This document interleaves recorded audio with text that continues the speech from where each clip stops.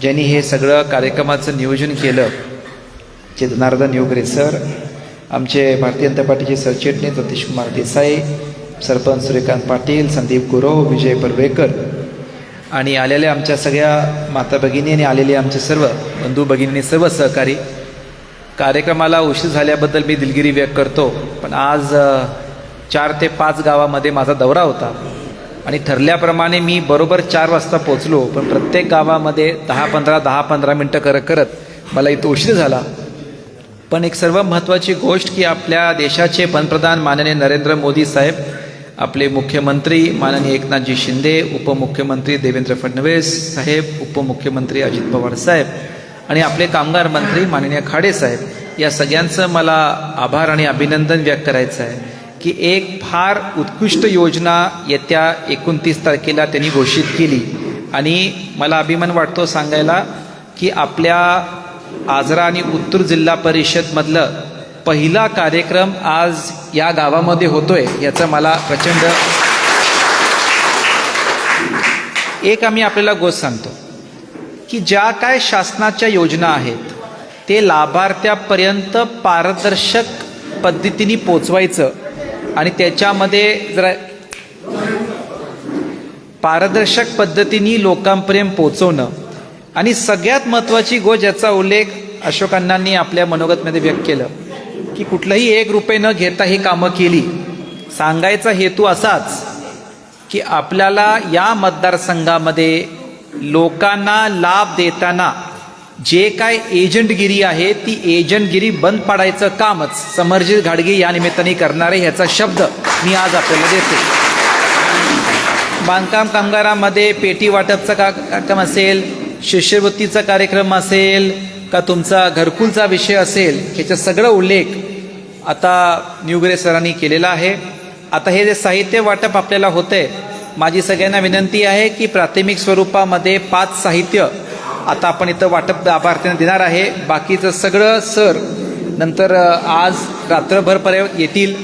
असा बॉक्स येणार आहे, काळजी करू नका. त्याच्यामध्ये वाट्या चमच्या कोण काढणार नाहीत, सगळं साहित्य तुम्हाला तसंच मिळणार आहे. आणि नंतर सर 1-2-3 लोकांची नावं काढा, आपण त्यांच्या घरी जेवायला त्याचे कुकर पण आहे बघा.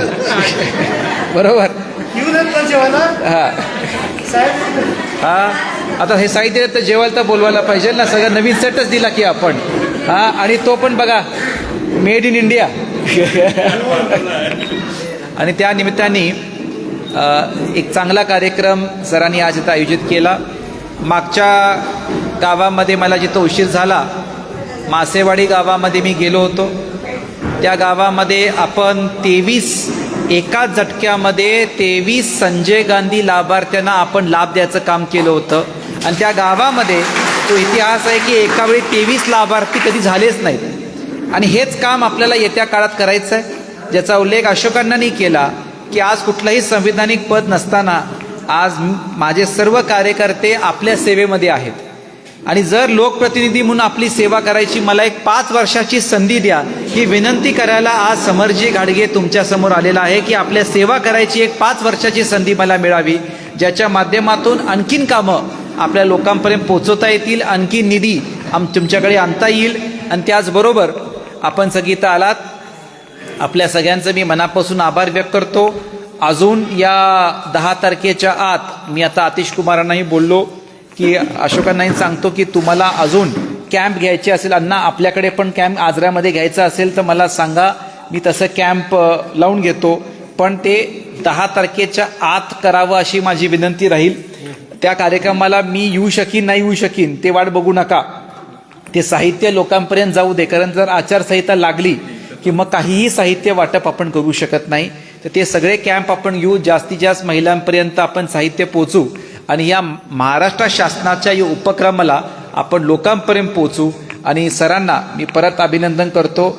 मला वाटतं आता मडिलगेमध्ये आणि मागे 2 बसलेत, आजरा आणि वजरे, या 3 गावांमध्ये आता कंटिन्युअस आपले कार्यक्रम चालू आहेत. म्हणजे या 3 गावांमध्ये मला वाटते आता एक घरामध्ये 5-5, 6-6 लाभ पोचलेत.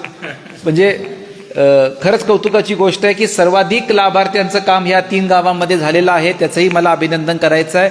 आणि तसंच या परिसराच्या प्रत्येक गावापर्यंत जो काय लाभार्थी लाभापासून वंचित आहे त्याच्यापर्यंत लाभ पोचवायचं, पारदर्शक पद्धतीने पोचवायचं हे आपलं काम आहे. आणि ते येत्या काळामध्ये आपण सगळी करू अशी अपेक्षा व्यक्त करून थांबतो. जय हिंद, जय महाराष्ट्र.